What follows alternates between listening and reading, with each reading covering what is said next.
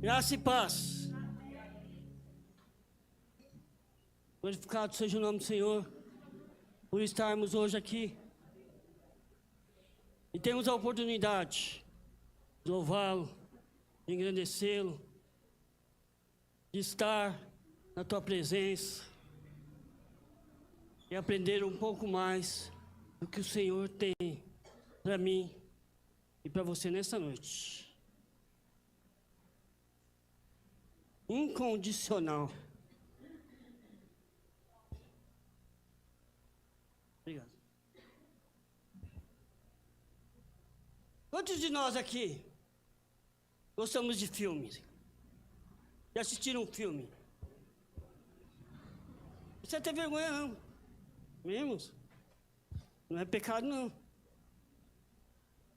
Antigamente, e eu não tenho problema para falar assim, com relação à minha idade, quanto a isso, os filmes tinham um caminho para percorrer até chegar à TV. Era um caminho longo. Primeiro eles passavam no cinema. E eram lançados ali no cinema. E quem queria assistir com exclusividade tinha que ver aonde? No cinema. Primeiro era lá. Quisesse ver o lançamento, com exclusividade, o seu um dos primeiros tinha que assistir no cinema. Depois os filmes eram lançados no VHS. Fita de videocassete. Vocês dão risada, né? Inclusive, esses filmes em VHS eram alugados. Existia assim um comércio para isso, chamava-se videolocadora. Ou simplesmente locadora. Íamos lá, escolhíamos o filme ou os filmes que gostaríamos de assistir, nós alugávamos as fitas e que depois viraram DVD. Ao invés de assistir VHS, a gente assistia DVD. Gente, eu tive um problema alguns meses atrás. Eu fui explicar para um adolescente, eram uns adolescentes, o que era DVD. Daí eu expliquei para eles assim, é um CD com uma capacidade maior. CD? Eles, com aquela interrogação, o que é CD? Adolescente não conhece CD também. Quem tiver curiosidade de ver, eu tenho tanto DVD quanto CD em casa, tá? Depois, então, aí sim nós assistíamos esses filmes na TV. Primeiro a gente assistia lá quem assistia muito a Globo, né? No Supercine. Depois na Sessão da Tarde. Sessão da Tarde, isso. É isso mesmo, irmãos. Era esse o caminho que os filmes tinham para percorrer. Tá vendo só? Igreja missionária também é cultura. Hoje, tudo bem. É tudo bem mais fácil. O filme é lançado direto para a TV. Em poucos segundos você vai lá, na nossa TV, a um baixo custo mensal, e pode escolher bem mais filmes que caberia numa videolocadora. Você pode escolher entre vários filmes. Isso mesmo, através do quê? No sistema de streaming. Inclusive, para quem não sabe, foi lançado gratuitamente um streamer de filmes antigos brasileiros chamado Tela Brasil. Depois, vale a pena conferir a nível de cultura brasileira. São filmes da cultura brasileira, filmes antigos. Mas, por que eu estou falando tudo isso? Por que eu entrei nessa história de filme? Para quem não sabe, no último Relig tivemos a oportunidade de falar, ouvir e cantar sobre o perdão. Perdão esse que gera arrependimento e abre as portas para algo muito além, chamado avivamento. E desde então, tenho sentido de Deus de pregar, de falar sobre esse assunto na igreja. Eu já testemunhei aqui e Deus fala comigo através dos filmes. Já falei isso para vocês. É tremendo como Deus fala comigo durante as madrugadas nos filmes. Assisto lá de madrugada. Coloco meu aparelho auditivo, para quem não sabe, usa aparelho auditivo, que ele recarrega, eu tiro meus aparelhos, coloco para carregar, ligo a minha TV, os meus streamers já estão configurados para ter legenda, então eu não preciso ouvir, coloco lá no mute na TV, assim não atrapalho ninguém em casa, e assisto lá um filme durante a madrugada. Só que nessa sexta aqui, de sexta para sábado, foi diferente. A Gislaine estava comigo e nós fomos assistir. E como o tipo de filme que ela gosta é comédia, eu fui lá, procurei lá filmes de comédia, e veio a lista de filmes de comédia. E apareceu um filme que chama Ela Escolhe Perdoar. Olha o assunto de novo. Fala, Deus, ela escolhe perdoar.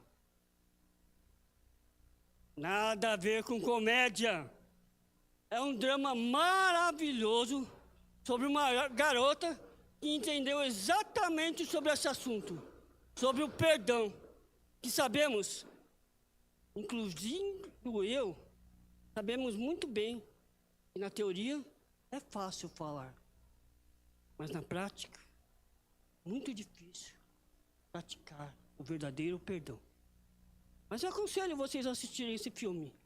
Muito bom. Diante de tudo isso, eu quero detalhar um pouco sobre, incondicionalmente, as 3 dimensões do perdão. As 3 dimensões do perdão incondicional que eu e você, sim, você mesmo, que nós devemos colocar em prática em todos os momentos de nossas vidas. A primeira dimensão é o perdão de Deus. Eu te convido a abrir a sua Bíblia lá, na primeira carta de João 1:9. Lembrando que aqui não é a João, porque foi escrito por João, então é carta de João. Primeira carta de João 1:9.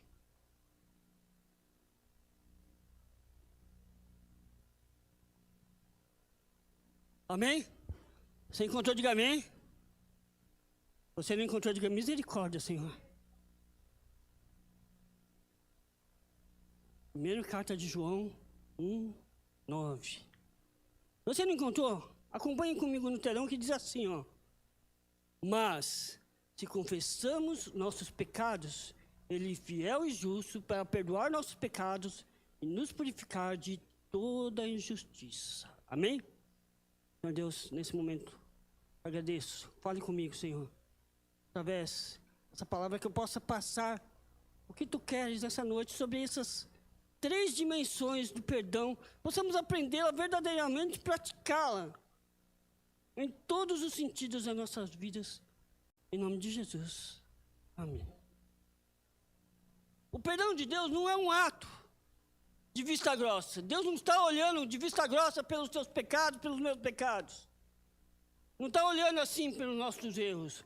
Mas é a garantia jurídica, garantia real, relacional, conquistada na cruz. E baseado nesse texto de 1 João, entendemos que o perdão divino é o alicerce para uma vida espiritual saudável e livre de qualquer culpa. Assim eu e você devemos praticar. E João escreve essa carta num contexto de que no primeiro século a igreja enfrentava o surgimento do chamado gnosticismo, que nada mais era do que uma heresia, do ensinamento errado, em que outras coisas que eles ensinavam de formas erradas, eles diziam: o corpo físico era mau, mas o espírito era puro. Veja bem. E falsos profetas diziam Afirmavam que o pecado cometido na nossa carne não tinha importância.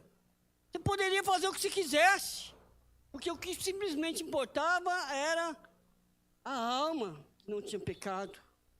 Pura heresia, puro ensinamento errado.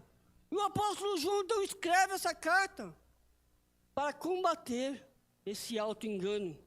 Ele deixava claro que negar o pecado quebra a comunhão com Deus. A verdadeira espiritualidade não está em fingir uma perfeição, não deve ser isso. Porque a Bíblia diz que todos pecaram, todos estamos errados, todos. Então ninguém é perfeito a não ser Cristo que morreu na cruz por nós. Mas que nós devemos buscar andar na luz. E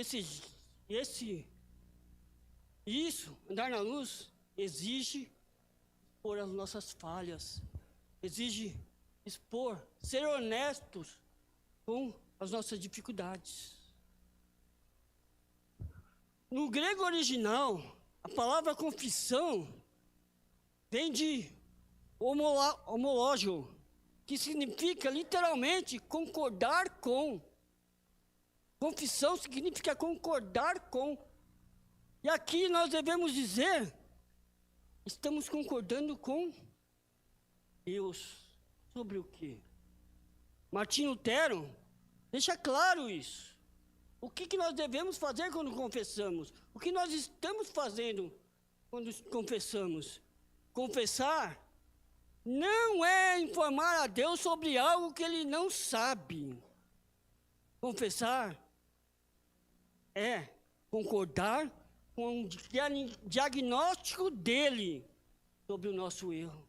Concordar com Deus, quando você confessa, você concorda com Deus sobre o erro de cada um de nós, sobre o nosso pecado.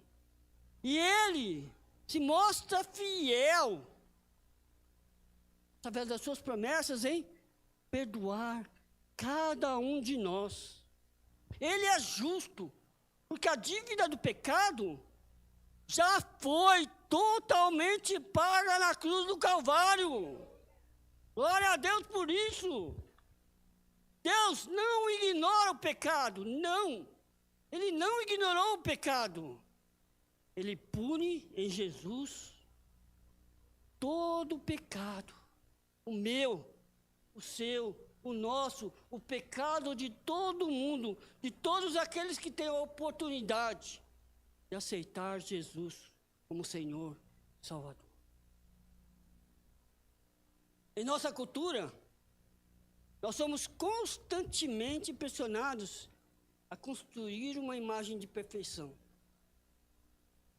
Nas redes sociais, então, todo mundo é perfeito.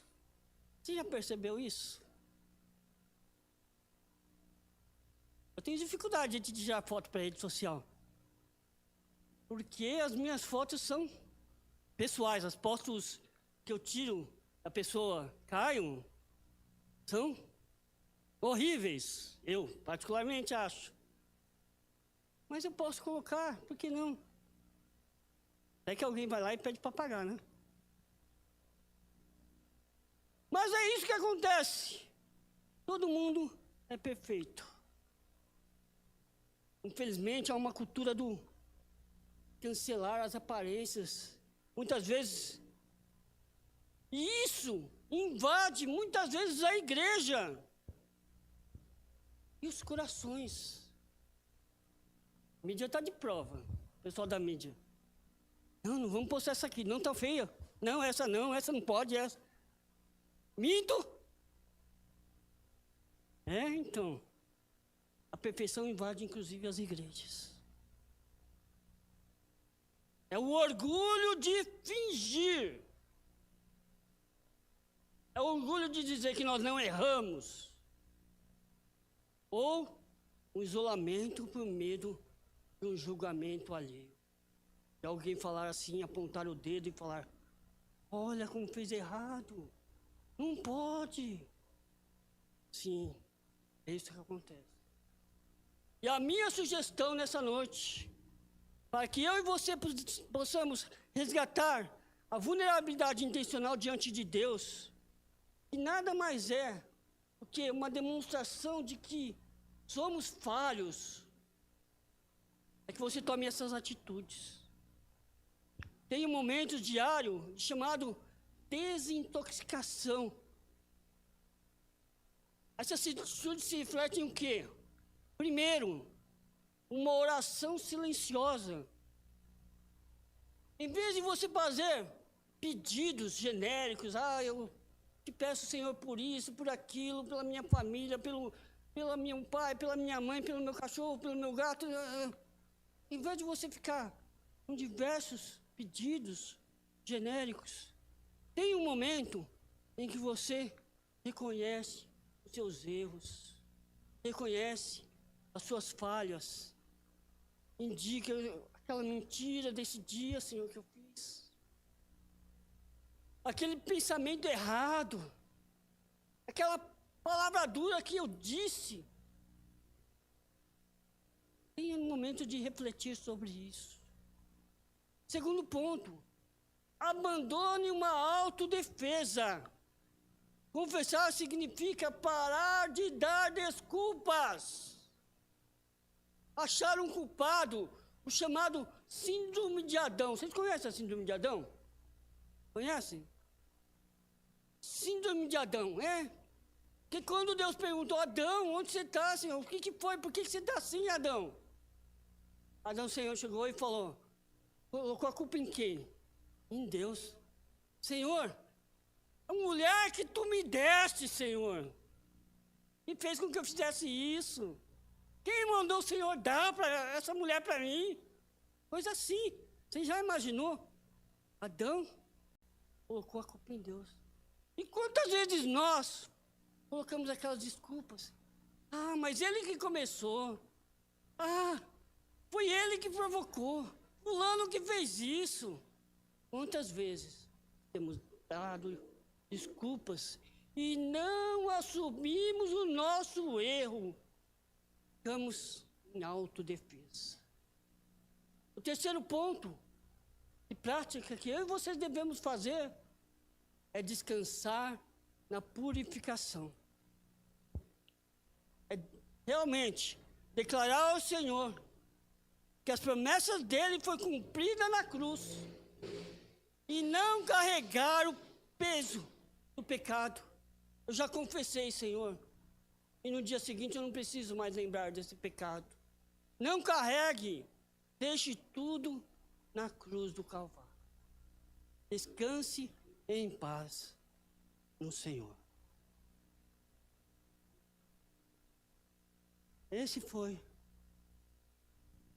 Essa é a primeira dimensão do perdão. A segunda dimensão do perdão é o perdão pessoal, com você mesmo. O perdão pessoal não é assim um exercício de autoindulgência, ou seja, um excesso de tolerância. Eu me perdoo, então eu posso fazer. Daí eu pratico 1, 2, 3, 50 vezes. Não tem problema, o Senhor já me perdoa. Não, não é isso. É um ato de submissão à justiça de Deus. E abrem lá, em Romanos 8:1. Esse vai ser mais fácil de achar, em Romanos 8:1.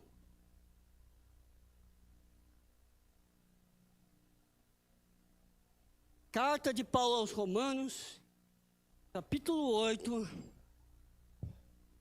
verso de número 1.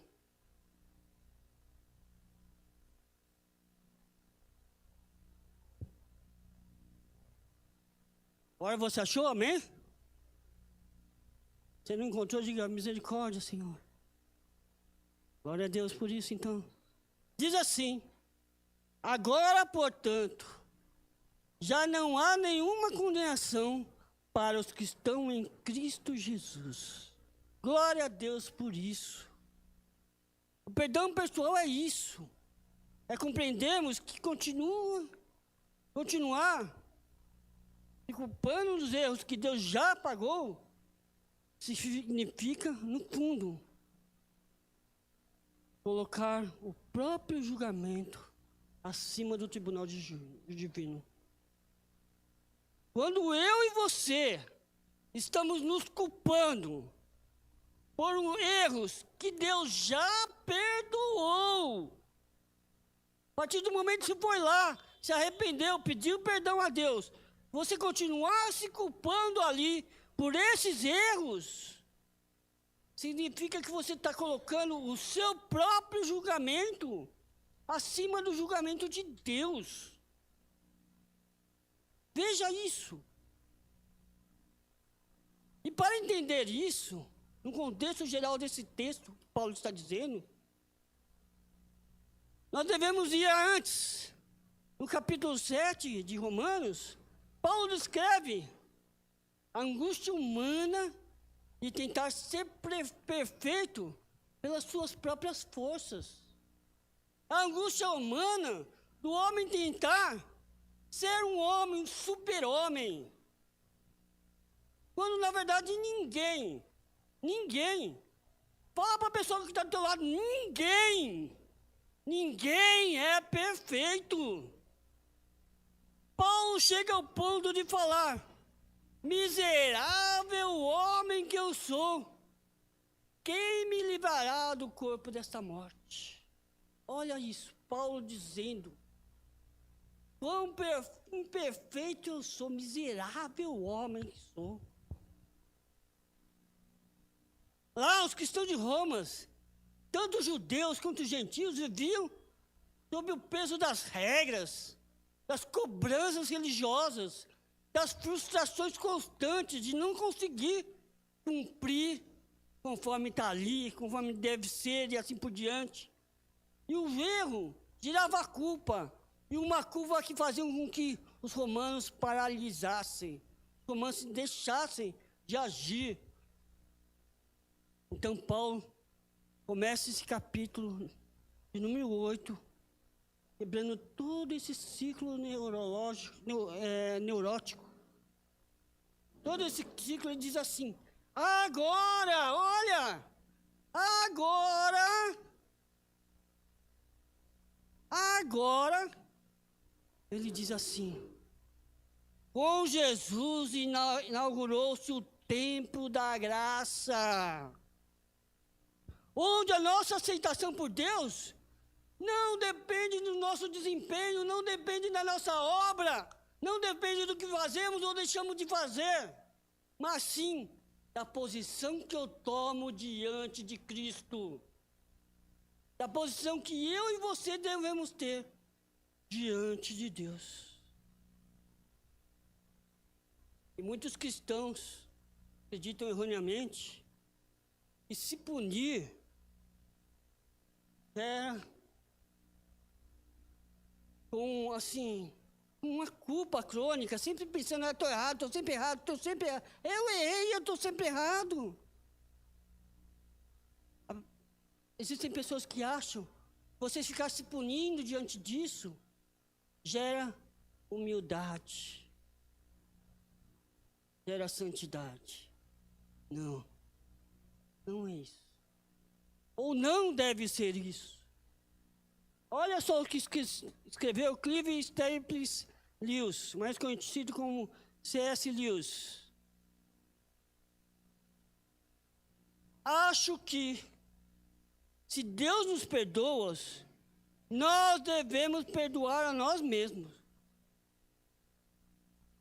Do contrário, é como se nos colocássemos como um tribunal superior. É como se o meu julgamento fosse maior que o julgamento de Deus. Quando nós somos incapazes de nos perdoar, esconde o quê? Um orgulho sutil. É como se o indivíduo dissesse que o sacrifício na cruz é possível perdoar qualquer pessoa, menos a mim. Jesus morreu na cruz pelo pecado de todo mundo, menos o meu. Quando eu fico me culpando, é como se você estivesse fazendo isso. E o perdão pessoal, pleno, acontece quando aceitamos com humildade. Somos imperfeitos. Que a nossa dívida espiritual já foi totalmente liquidada. Aonde? Na cruz do Calvário, por Cristo Jesus. Eu não mereço. Mas os meus pecados já foram pagos. Glória a Deus por isso. Eu quero então ressaltar 3 atitudes que você deve praticar para desarmar, para vencer o tribunal interno. O primeiro deles, silencie a voz do acusador. Toda vez que vem uma mentira, falando sobre um pecado seu do passado, você já se arrependeu, já não pratica mais, e que gera vergonha, você vai chegar e falar em alta voz: isso já foi julgado e resolvido na cruz, não há mais condenação. É assim que você deve fazer. O segundo ponto, diferencie arrependimento e remorso. São 2 coisas distintas. O arrependimento vem do Espírito e foca o quê? Na mudança de rumo. Fugir, dando as costas para o pecado e seguindo na direção de Deus. Já o remorso vem de um ego ferido, gera uma autopunição, foca no erro. É como se você se tivesse ali. É uma pena que eu fui descoberto. Não. Foque apenas no primeiro. Foque apenas no verdadeiro arrependimento. E pratique também a autocompaixão fundamentada. O que é? É a prática de tratar a si mesmo com a mesma gentileza, com a mesma empatia que você tivesse quando está cuidando de uma pessoa, de um amigo seu que caiu, que pecou. Tenha a mesma empatia com você mesmo, como você tivesse com a pessoa que está do teu lado. Trate da mesma forma, com a mesma paciência, com a mesma misericórdia. Bem? Terceiro e último, mas não menos importante, é perdão às pessoas. Eu te convido a abrir Colossenses 3:13.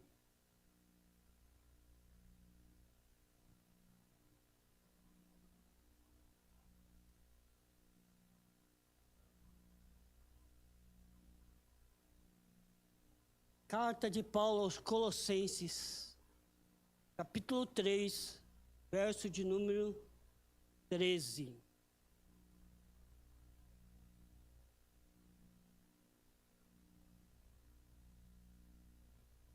Diz assim: sejam compreensivos uns com os outros e perdoem quem os ofender. Lembre-se de que o Senhor os perdoou, de modo que vocês também devem perdoar. Que o perdão às pessoas não nasça de um sentimento natural de simpatia. Não deve ser disso. Também não deve ser, o perdão não deve ser só porque é um mandamento do Senhor. Não. O perdão deve ser algo natural. Deve ser o quê? A decisão de reverter a lógica da vingança. Reverter isso. Tirar essa palavra do seu vocabulário, vingança. Tire isso. E baseado ali em Colossenses 3:13, como lemos, entendemos que o perdão ao próximo não depende se ele merece ou não merece. Não depende. É independente, inclusive, se a pessoa te pediu perdão ou não. Você deve perdoar de qualquer forma e de qualquer maneira. Assim como Jesus Cristo fez na cruz do Calvário. O apóstolo Paulo, quando escreveu essa carta, ele estava ali na prisão de Roma. E a igreja de Colossos enfrentava uma crise dupla. Primeiro, heresias teológicas e tensões práticas de convivência, dificuldades de convivências um com o outro. Por quê?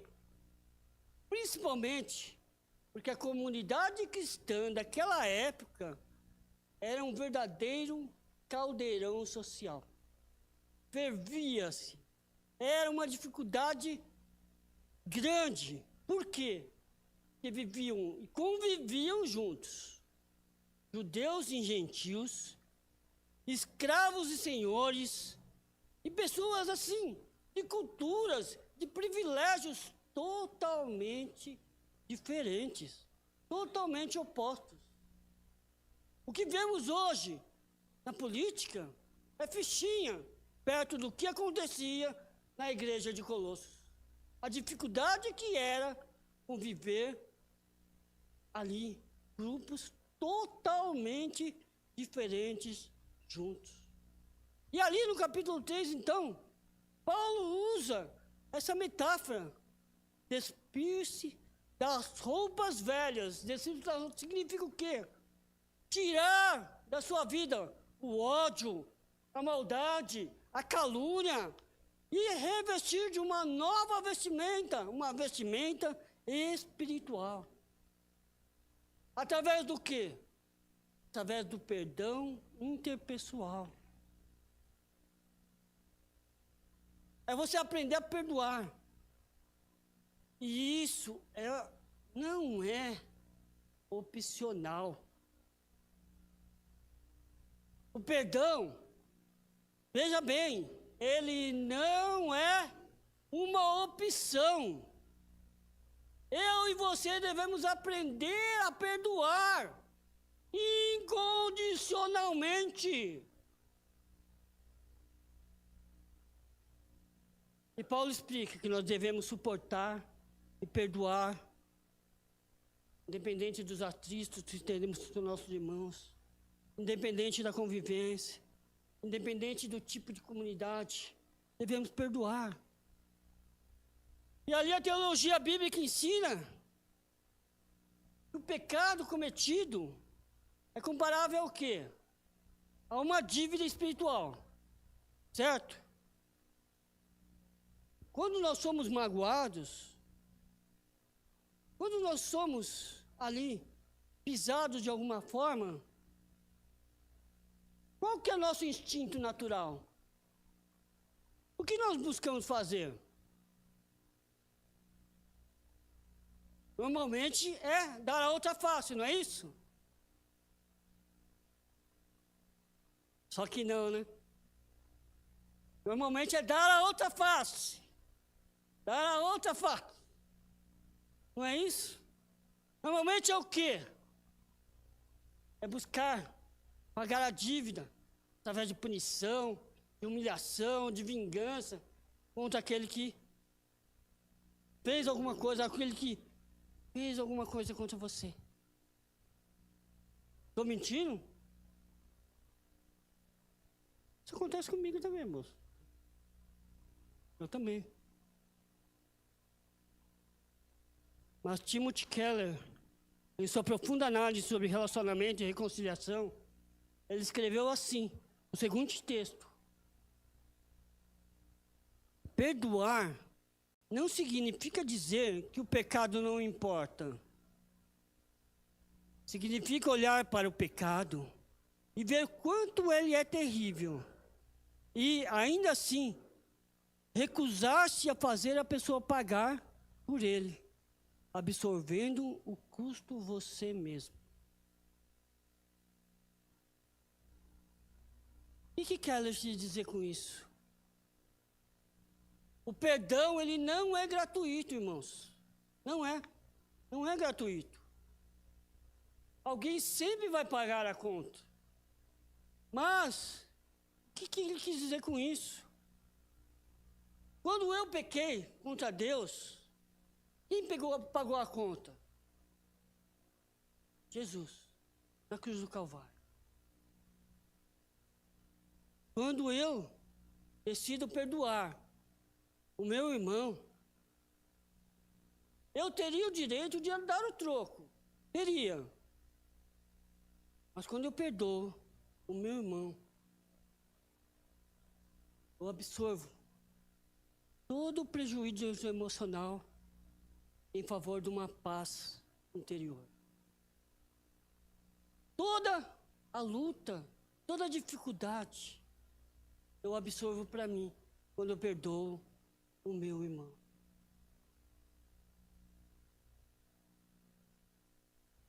É difícil perdoar. Difícil perdoar. Eu e você devemos buscar isso para nossas vidas. Nos dias de hoje, precisamos colocar esses pontos em prática. Eliminar essa cultura do ressentimento permanente. Deixar disso. Deixar de guardar mágoas. Eu te convido a fazer esses pontos. Porque olha só, irmãos, e eu já falei muito sobre isso. Quando nós retemos mágoas, quando nós não perdoamos o nosso irmão, gera uma certa doença. Aproximadamente 90% do câncer que existe, 90% é gerado por guardar mágoas e ressentimentos antigos. Essa é uma realidade comprovada.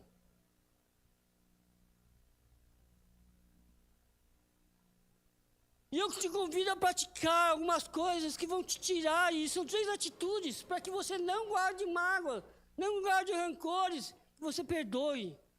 Primeiro, é realmente saber que um perdão é um presente que você dá, liberando a pessoa, liberando com que a pessoa não mais se culpe por aquilo. Mas o que acontece? A reconciliação, voltar a ser como era antes, leva tempo. É difícil. Leva um tempo. Você pode perdoar, mas voltar a ser, ter um relacionamento como era antes, precisa o quê? Reaproximar. Precisa ter uma reconstrução deste relacionamento. Isso leva tempo. Então, dê tempo para isso. Dê tempo para que volte a ser como era antes. Mas não dê esperanças de que pode voltar. Segundo ponto. Pare de recontar a história. Quando você volta a falar sobre o assunto, recontar aquela história, você alimenta o roteiro daquela ofensa, você relembra e isso gera o quê? Mais água.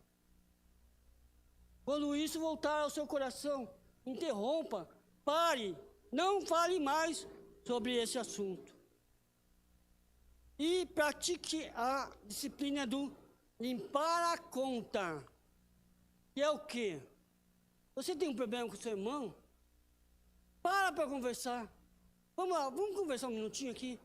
É porque aquele dia você fez isso e aquilo outro. Não fique juntando, limpe. Pare. Porque muitas vezes, e acontece, irmãos, muitas vezes nós magoamos o nosso próximo sem saber. Eu falo para as pessoas quando elas se tornam membro, saiba que qualquer dia eu ainda posso te magoar. Bom? Mas, vem e fale comigo. que a gente possa acertar. Nessa noite, então, te convido a praticar essas 3 dimensões e essas 9 atitudes que nós falamos. Quando falamos com o perdão de Deus, é a oração silenciosa, reconhecendo os erros do seu dia a dia.